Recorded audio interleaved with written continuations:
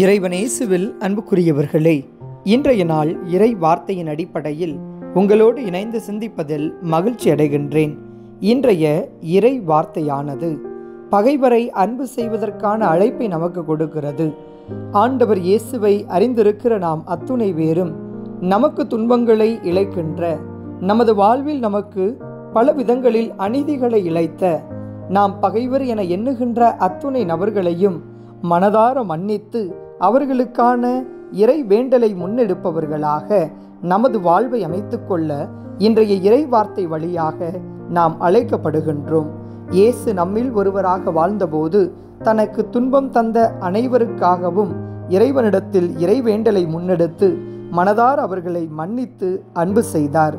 அந்த இயேசுவின் பண்பு நலன்களை நமது பண்பு நலன்களாக மாற்றிக்கொண்டு பகைவரை அன்பு செய்து வாழ இன்றைய நாளில் உறுதி ஏற்போம். இறைவன் நம்மை தொடர்ந்து ஆசிர்வதிப்பார்.